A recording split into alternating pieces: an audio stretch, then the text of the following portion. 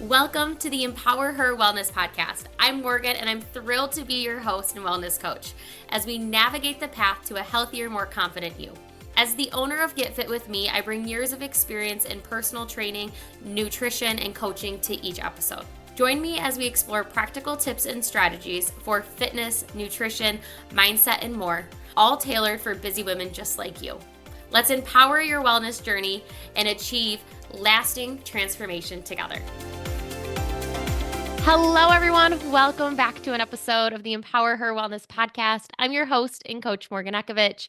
And today we have a really fun episode. So I know there's a lot of you listeners who are married, who are moms, who have all these families and lives built. But I also know there's a lot of you who are newer to relationships or you're dating and it's really stressful. So I've brought on a dating and relationship coach, Meleah Manning, and I am really excited to have you on here today. And we met through, I don't even know, you reached out to me and Yeah, was like, I think it would be fun to be on each other's podcasts. And I got listening to some of your episodes, and it is just so awesome to hear your story. And I would love for you to start off by sharing your background, kind of what got you into being a dating and relationship coach and who you work with. absolutely. Well, thanks so much for having me. I'm excited for the conversation. And yeah, how did I get into this work? So it started with my own experience. I got married when I was really young. I was 18 years old and just like bought into the fairy tale, and it didn't end up that way. So we got divorced when I was 21, and it was really emotionally tough. And the relationship was emotionally abusive. And so what happened afterwards, as I started to heal, I did what I thought like anyone does when they need to heal, right? I go to therapy and I started to just like try to move on from the experience. But that didn't help. What happened is I was in these patterns within my own experience moving forward in dating and relationship where I was attracting emotionally unavailable type of partners, like the situationships, people who would really show up and like seem like they were great and then slowly fade away. And I was kind of like, okay, this is fine, whatever. I was in this very like, I'm an independent woman type of season of my life. But when I got really honest with myself, it wasn't what I wanted. It wasn't how I really desired to experience relationship. So recognized I was the common denominator, and that empowered me to do something about it. And so I started to basically obsess over like, why do these patterns repeat in relationships? I studied under amazing mentors and just like really educated myself. So then I was my first case study where I was like, okay, let me apply everything I'm learning to myself. And it was incredible how quickly my experience changed and who I was attracting with just a few simple shifts and seeing things differently. So since then, I have applied that same process to over 200 women. I run a group coaching program called Radiant Relationship Academy, and it's the most fulfilling, fun, deep work to do. I absolutely love it. I love that. And I love that you were your own case study and you were able to figure out this works, this doesn't work. I think that's how we all kind of start our businesses is Yeah. we find something that we need that we're missing and then we're like, "Hey, it worked. Now I can create a business out of it." So it's always cool to hear that story. Okay. So helping people with these patterns, like how do you help people find how do you help them identify these patterns? Because I feel like sometimes we're blind to our own stuff or we're overly critical. Like we're Yeah. either one side or the other. So how do we start to identify some of these? Yeah, absolutely. So we first start by recognizing that like we all have what I call now a relationship blueprint. Mm. And what that is, it starts from when we're children. That's where our attachment style starts to develop. We're learning about relationship from our parents, and then we grow up and we start to repeat patterns in our romantic relationships. So when we recognize we all have this relationship blueprint, it takes some of the like harshness out of it. It's like not blaming ourselves. It's not blaming anything. It's just like, oh, I can get curious about this. So we have to explore this from a place of curiosity so that we're not just really tough on ourselves and there's no change to happen when we're shaming ourselves. So now we can start to look at, what are these patterns? A lot of people can actually more easily identify patterns externally. everyone I've dated has been like this, or I always get abandoned in relationships, or I never feel enough. My partner never hears me. So it's more externally focused on what's not working with the other person. But there's always a contribution. We always have a part to play in that. And that's where we have power over. If we shift that internally, what's happening externally will then shift. So usually I'll walk my clients through, okay, let's see what's happening externally. There's a process we'll go through to really identify that relationship blueprint for them. And then we get to see, oh, okay, why have I chosen that type of person? What part of me Mhm. feels validated when that happens? And this is usually subconsciously because it doesn't feel good to not be heard by your partner or to be chasing an unavailable partner. That doesn't feel good, but there's a part of our subconscious that actually chooses it. So then we go through a process of actually rewiring that subconsciously. And then that's when our experience starts to change. Interesting, because you're right. It's not like when we do externally look, and we think we do this in all areas. Like that's not working because of that. But then when we kind of look back at ourselves of like, okay, well, what are the patterns we're seeing? It's just very interesting to kind of like look at some of these different perspectives. So, how do you help women uncover the why behind who they've attracted? I think we all have, like you said, we have this blueprint, but it's really easy, I think, to put criticism on ourselves of like, oh, I'm this way because of this or because of them. So, how do we uncover that why in a way that's gentle? Yeah, I love that question. So the relationship blueprint will give us some insight into why, but then we can understand that how attraction works. So we are attracted to what's familiar to us. So if we think about the nervous system, if so, what's been familiar? Let's say your father was unavailable, or like you watched your mom always just go along with whatever your dad wanted, whatever the dynamic was, that feels more familiar to you. And so we're more likely to just reenact those dynamics or those patterns. So a lot of my clients will be like, okay, like I'm so sick of attracting this person who's like not ready for commitment or they're totally emotionally unavailable or whatever it is. And they get really frustrated because it's a pattern. It just happens again and again and again. So we have to look at, okay, so you don't consciously want this. Logically, you're like, I don't want that. I don't like that. I want something healthy and steady and fulfilling, but it's actually more familiar to your nervous system. And so that's why it's just happening again and again. So Mhm. that's kind of the why behind it. And if we can see that, we're like, again, okay, it's not my fault. I'm not broken. I'm not like just bad at love. This has just been way more familiar. So, like, I don't know if you've ever heard one of your girlfriends say, or like had this experience, anyone listening, where, like there's a certain type of person that feels more exciting. Like the chemistry is intense. And it's like, you kind of know, like, they're not the best quality of person. Like maybe their character isn't all there, but it's sort of exciting and you have that attraction versus this other person over here who's like really kind to you and like has their life together and would treat you really good and you're kind of bored by it. So that's just Yeah. because it might feel more familiar and exciting and more intense in your nervous system for that other person versus the more like healthy and secure and steady person. Again, doesn't mean that like you have to settle for the boring person, but it just means it's less familiar to your nervous system currently. Okay, I have heard that. And prior to me and my boyfriend being together, like I know exactly what that is. You've got this person and this person.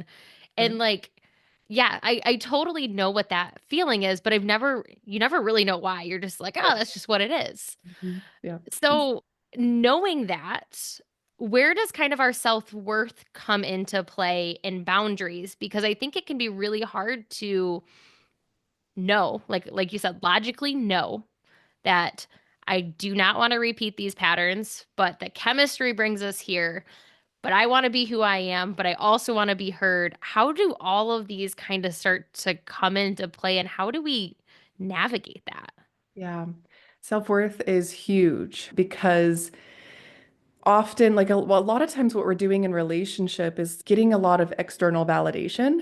And so, in experiences, let's say like you're dating someone just for a few weeks, or maybe you're in a long-term relationship, and there's a part of us that becomes really dependent on the validation we get from that person. Mm. Even in the healthiest of relationships, that's still going to be happening. And so, if we don't have a really solid sense of self-worth and the ability to actually self-validate and self-source self-worth, then it's going to feel like truly life or death if we don't continue to get that validation. So, let's say, even if you're long-term healthy relationship and your partner's going through something, they're not as available to show up for you. If we don't have that steady, grounded self-worth ourselves, it can cause a lot of hurt, a lot of issues.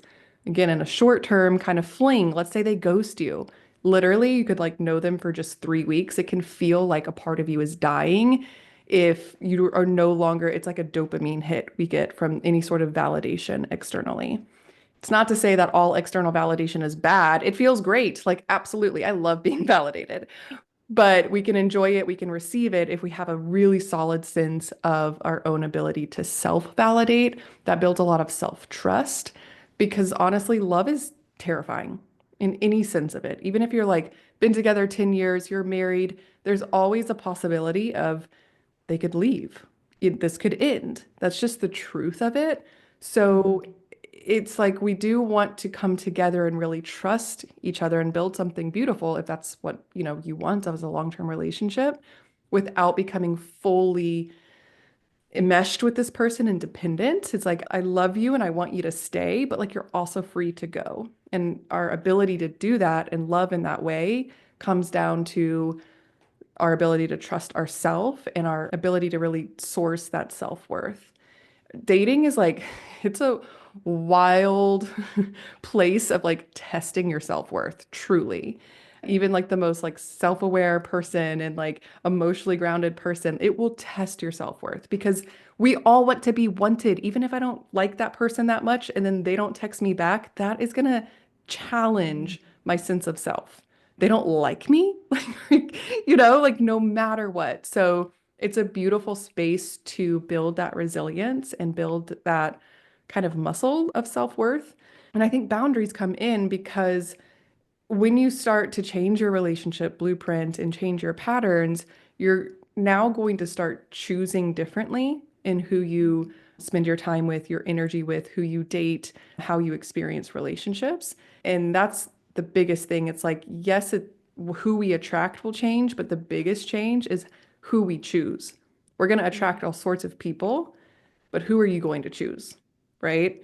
Right. So your ability to say, hey, this is not resonating with me, or this isn't really how I'm desiring to, if a lot of my clients come to me, they're ready for long-term love, like their life partner. That means they're going to be saying no to people who aren't that full vision of what you want. They might be 75% of what you want. And that's really, really hard to say no to when we don't know what's coming next. Like we don't have Right. someone else lined up that's our perfect partner yet. We have to trust that I know who I am, I know what I deserve, and the longer I say yes to this person that isn't it, the further I am from the person that's really right for me. I love that. So, self-worth, back to that. What types of things from I've been in a relationship 9 years this October that like so for somebody who's been in a long-term relationship, but also somebody who's new looking for that relationship, what types of things should we be doing for ourselves to really take pride in our self-worth and to grow that? Because it is hard. You get lost along the way. You get, like you said, you would, even if you're a child with your parent, like you become dependent on that person you are with. So, like, Mhm. what types of exercises or things should we do? I don't know. Is there like a daily practice that we should be doing?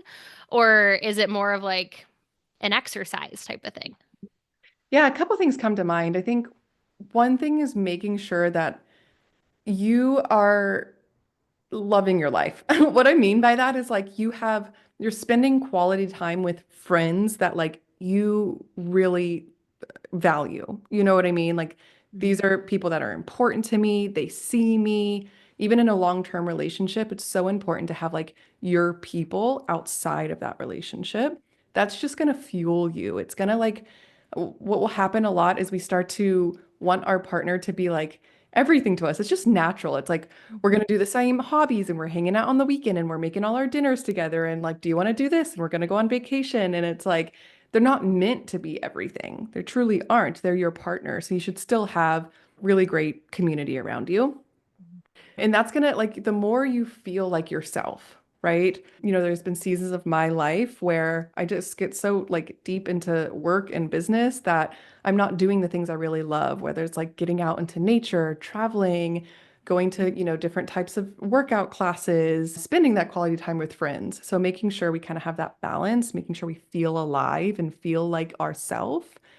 And then I think more of like the internal work, more like a daily practice, is our ability to self-validate ourselves. So, like our self-talk, what will often happen is let's say I have an emotion, I'm like anxious or something like that. So, my ability to say, okay, I'm feeling anxious today. That's super uncomfortable. And that's okay. It's okay to be here. It's okay to feel this.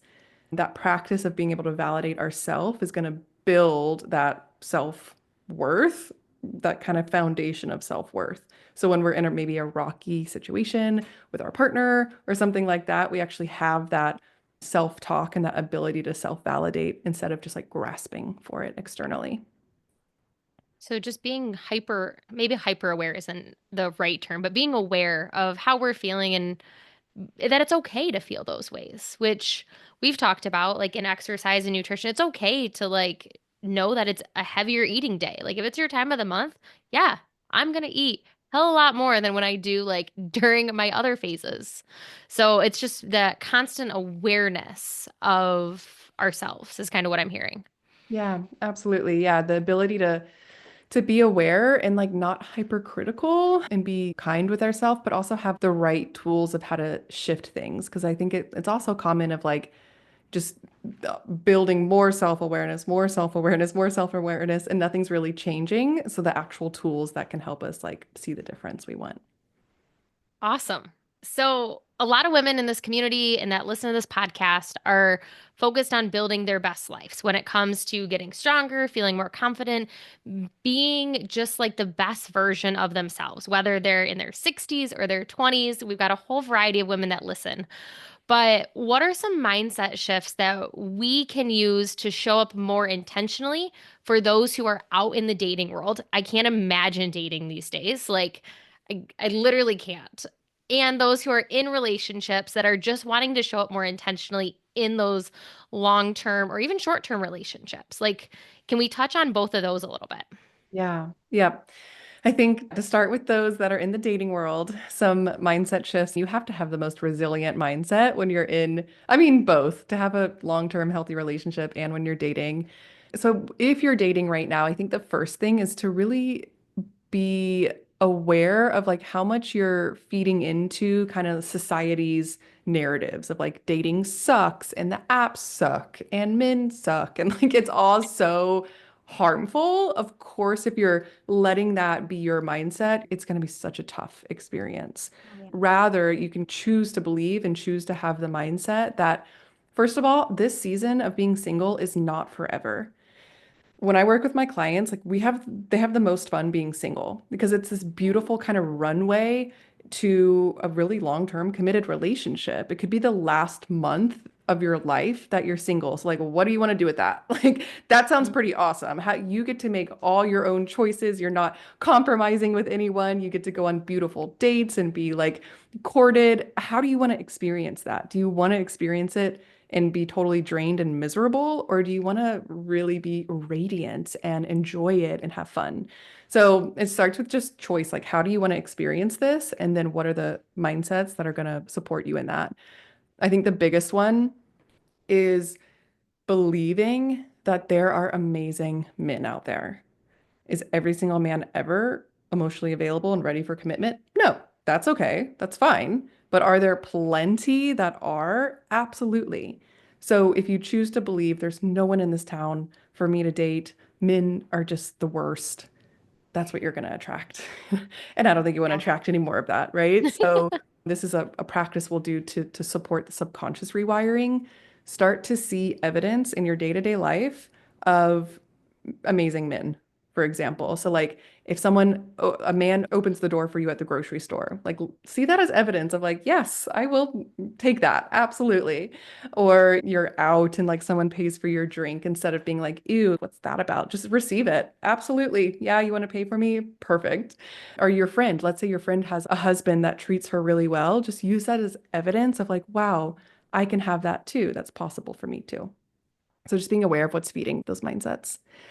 And then I think long-term relationships, I think what happens with a lot of long-term relationships is it's completely natural, but like the excitement fades, right? Like we get used to each other. In the beginning, it's so easy because everything is new and the attraction is new and the chemistry is new and we're learning about each other. And then we commit to like long-term, we're just going through the motions, honestly. So mindset-wise, what you can look for, evidence, like I was talking about for the dating, is what is there still to learn about my partner? Like, look for the newness that you can appreciate. That's going to help keep the spark alive. And then I think I would say, oh, there's so many. I think I would say one more personal to say for yourself of I'm so worthy, I'm so deserving of healthy love, to be supported in this relationship so that you can really feel like open to receive and like you really get to have that. I love that. And because I haven't dated in a while, and I know at least a few people that I've talked to about you coming on, how do people like, are apps like the only way that people date now? How do people organically find other people? Because I know people are wondering, like, you brought out a dating relationship coach and you're not going to tell us like how to find somebody. It doesn't have to be all of it because I know they can go work with you, but like, where do people start? Because I think it is overwhelming. And you're right, we do see all this stuff on social media of all the terribleness. Mhm. So, like, how do people find the good people and rewire that and go looking that isn't like, there's 45 apps and I need to be on all of them? Yeah. I love that question. So I'll give you the more tangible, but I'm going to start with when you actually rewire your relationship blueprint, energetically change who you're attracting, who you're choosing. You don't even have to try that hard. It Mm, becomes so easy. So what happens with my clients a lot, thinking of one who she has like a farmer's market stand and her now partner long term, it's been a couple years, that's where he like came to her stand and that's where they met and now they're dating long term. Another client I'm thinking of, she's now married to this person and they have a baby together. Met him at a coffee shop in Mexico. Like he just approached her, right? So like it actually becomes really effortless if you do the process of attracting differently. But I'm always for like let's be proactive, let's take some action. So some things that you can do if you feel like the dating pool is really small, you're like how do I even do this? You have to first expand the pool, right? That starts with your mindset, that starts with your energy, but it also is like getting into different communities, going to different events. You don't have to burn yourself out, right? Like if once a month, I'm having one of my closest friends do this right now. Once a month, if you go like, what's available in your town? Right now, she's going to a running club oh, cool. just to get out and meet different people. She lives in a small town, no problem. You feel like it's so small because you're going to the same restaurant every weekend, the same Pilates class, and you work remote. Like, of course, you're not meeting anyone. You know what I mean? So even if it's a small town, what's one event going on? Maybe a new, like it depends what you're into, you know what I mean? Take up, I had another friend, she started golfing, right? Like just expand a little bit energetically, it's going to help so much. I mean, there's certainly more like structured events for in-person dating and stuff like that you can explore if you want to. My clients don't necessarily have to do that. They just start to open up energetically, they change who they're attracting, and it's like another client I'm thinking of, they're getting married this year. She already knew this person. It was like a friend of a friend. Mm. She was living out of state. She moved back to this state and then they met, they like reconnected. And she was like, oh, this is him. And now a couple years later, they're about to get married. So it's like way easier than it can be way easier for people. Also, dating apps can be great. You just have to use them correctly. There's an algorithm to them. If you know how to use it, you're going to attract way better people. Hmm. If your prompts are like set up in a specific way, you're going to have way better conversations that aren't just like, hey, how are you? It's like so cringy when it's like that. So there's a few little shifts you can make even on a dating app that can make your experience way more enjoyable. I guess I never thought that there was an algorithm. Of course, there's an Yeah, algorithm. There is it to I social know. media and all the other things. Like, of course, there'd be an algorithm and a better way to answer things and a non-better way. So, do you help people with that? Like when Yes, you're working with them? absolutely. Awesome. Like, Yep. because I think that's a lot of times we don't know what we don't know. Yep. And our option is to Google or to fly blind. So it's nice to know who we can go to and ask these questions of like, am I supposed to put all my hobbies or do you choose your top three? Like, I think there's so many questions that we just kind of fly blind with. And then we hmm wonder why things aren't working in business and health and dating and all the aspects. Yeah. And if you think of like how people typically use a dating app, it's like they bust it out before bed or on a break at work or something and they swipe, swipe, swipe, and then they're like disappointed.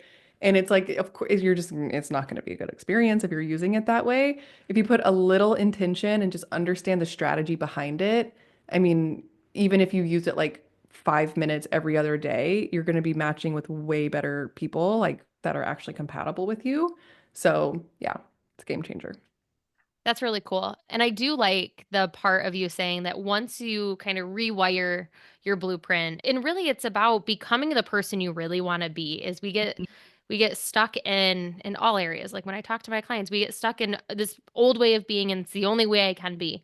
But when we start to rewire our blueprints, and I love that term, that like we start attracting different people, we start showing up differently, our energy changes, how we communicate with other, like all of that changes, but it takes work. It takes work in showing up, and it's not the easy route. And I think Yeah. that's probably why people don't choose it and they choose the what they think is the easy route, but then gets frustrating and they continue on that hamster wheel. And I imagine dating is very similar to the hamster wheel that people feel in the diet cycle. Oh, I'm going to Yeah. try this. Okay, that doesn't work. I'm going to try something new. And they Yep. just keep on that. Is that kind of like, do you see that when you work with people? Absolutely. Yeah, because there's kind of the true work it takes to shift your experience. It's way more simple than people think, but like that's the truth is like not everyone wants to show up and do that work, you know? So they'll like instead of doing that work, they might like do a paid dating app or like hire a matchmaker or take a break from dating. That's a huge one. They're like, I'm just gonna take a break. I'll come back in a couple months, but like guess what? It's the same experience because they haven't shifted anything. So that's when a lot of women come to me and they're like, I'm fed up. Like, I need to actually do something about this. But that's what's interesting, because sure, like you take a break from dating or you do a paid dating app or something like that, it might be a little bit of a different experience, but it's not going to actually change anything long term. So, like, for example, the client I was thinking of that attracted her now fiance, and she kind of already knew him through a mutual friend. In that circumstance, like if she could have met him, but what would have happened if she didn't change her own relationship patterns is she would have sabotaged the relationship. So, you know what I mean? There's like more to think about when it comes to what's the quality of relationship you want long term. Like anything worth improving in our life is going to take a little bit of effort. And I just think that love is so important. Like we're truly wired for connection. And so I think it's just like the greatest gift to give ourselves to do this work and have a way more fulfilling experience. I love it because when we do the work, yes, we probably have an end motive of finding somebody, but we're doing it for ourselves. Yes. That's really what it is. We're doing something for ourselves. Yes, with an exterior goal, but like it's for us. So when people are doing this work, we talk about accountability and habits and consistency a ton on this podcast. And honestly, anything I do, because I do believe that when we start to hold ourselves accountable, we're consistent at doing things and we've created a habit out of it where it's kind of just coming second nature and we're not having to put as much time and energy, we are hmm so much more successful. hmm So, what types of things should the listeners be doing on a consistent basis, or what should they start if they were to leave with one small consistent habit today? Like, what would you recommend them starting with? Because you gave so much information that I'm like, okay, what should they start doing for themselves to create that self love and to start to rewire that blueprint?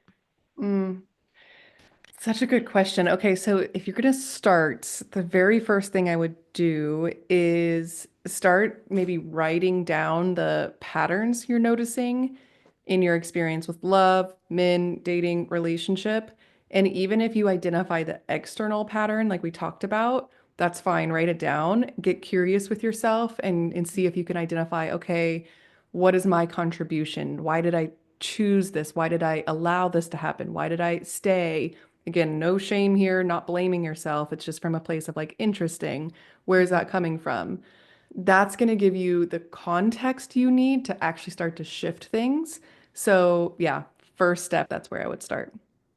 Okay. And then once they've done that and they've started to notice, like, what is something self-love wise that we can be doing on a daily basis? I know you mentioned earlier, but is there a practice or is there a time of the day that you've noticed people are more successful? Like right away in the morning, starting your day with gratitude or ending your day with something. Like, have you found something with working with over 200 women of this is the most successful? It's not the end all way, but most women are successful by doing this on a daily Mm. basis.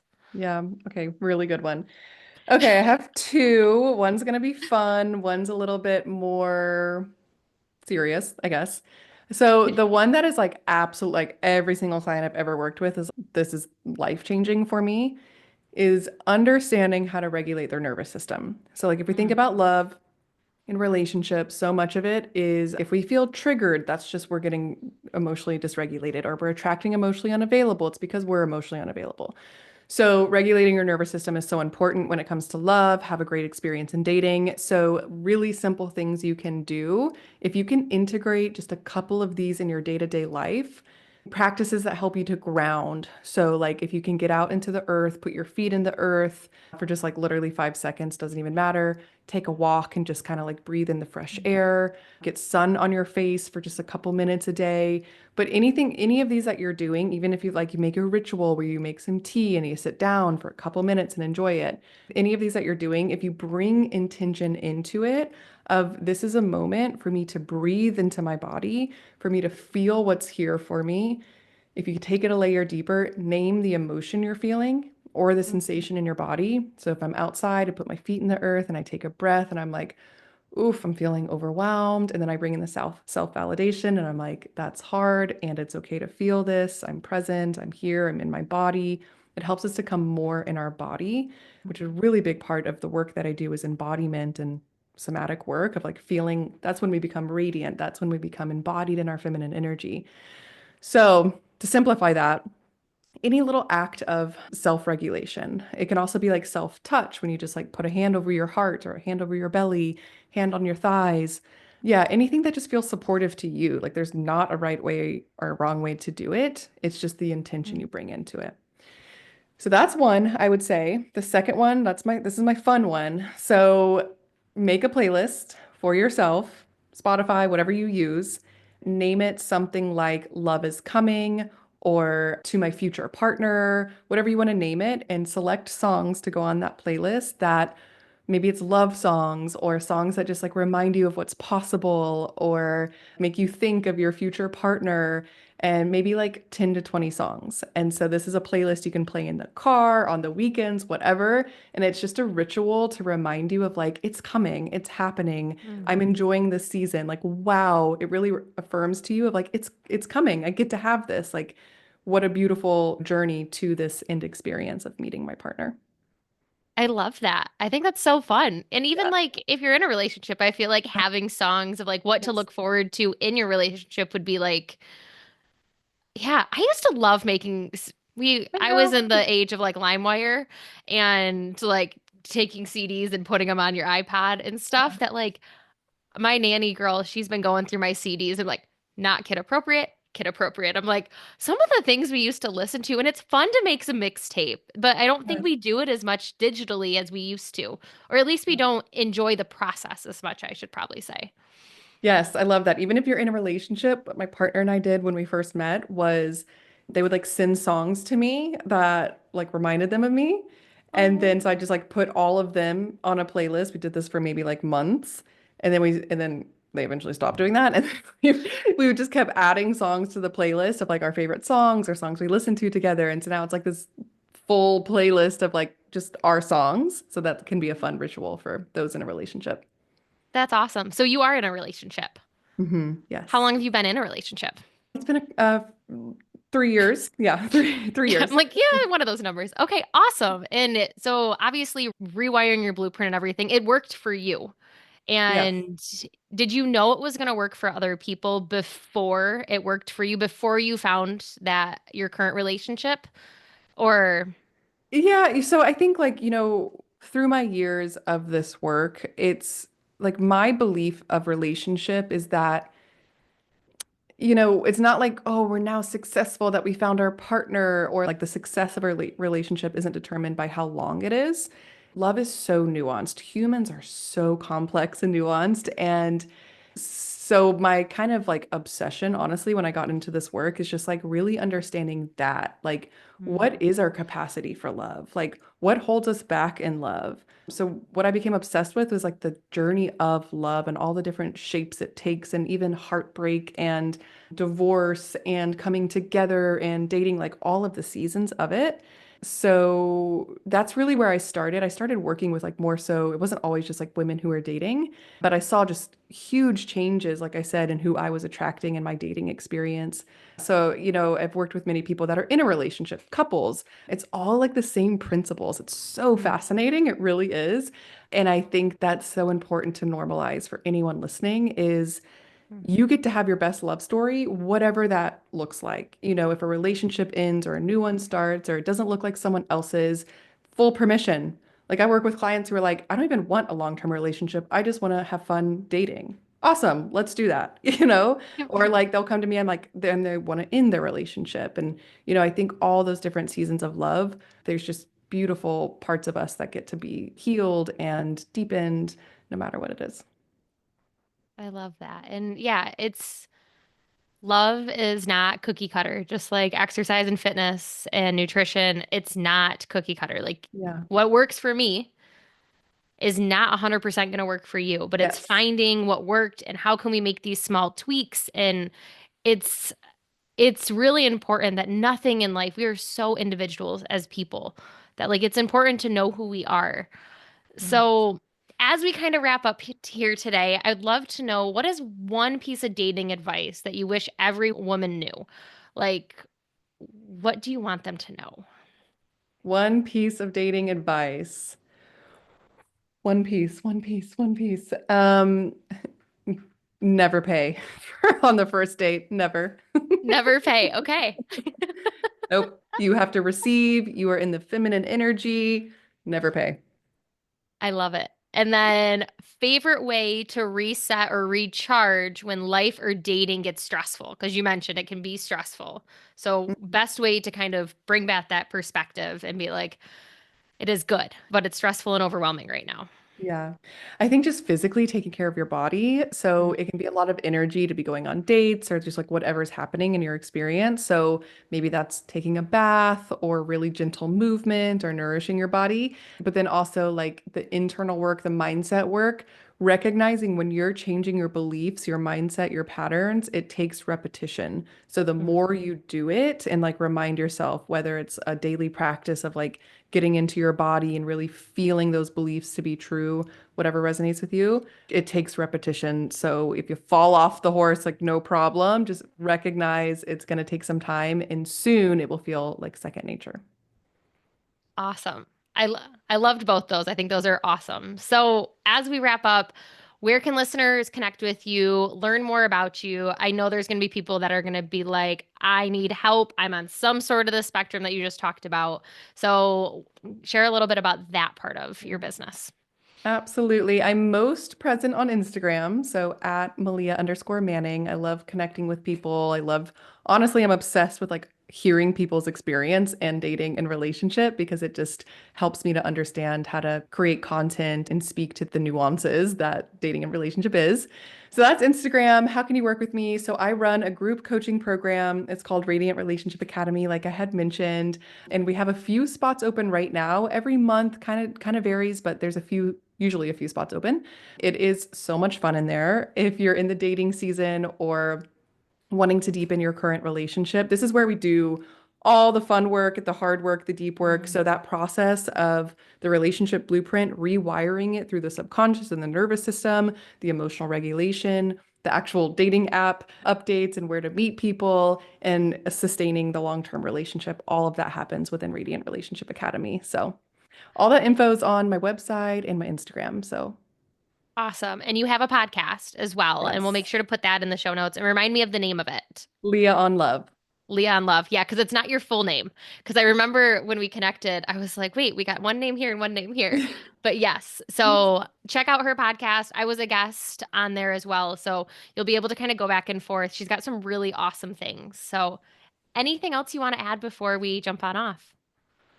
Ooh, well, just thank you so much for having me. I love this conversation. I love any time we can just, yeah, normalize the crazy experience of love and relationship. And just for the listeners, whether you're in the dating phase, you're not alone. You are absolutely not behind. You're not broken if you're feeling that way. But there really is a better way of having a more fulfilling experience in love. And then those in a relationship, it can feel kind of weird sometimes to be in a good relationship and feel like this could be more fulfilling. So for those listening who might feel that way, you can have a different experience. And it can be, even if the other partner isn't participating, if you Hmm. change your patterns, relationship patterns change. So thanks so much for having me. Awesome. Thank you so much once again.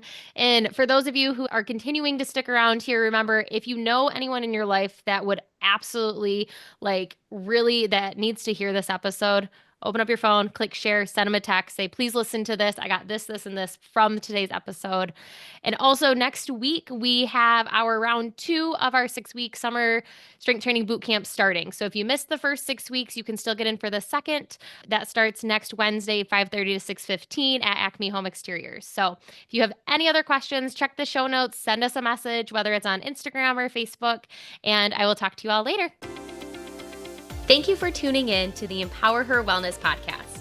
I hope you found today's episode inspiring and packed with actionable tips. Remember, your journey to becoming the strongest, most confident version of yourself is just beginning. Be sure to subscribe so you never miss an episode and join our community of empowered women. Until next time, stay strong and stay confident.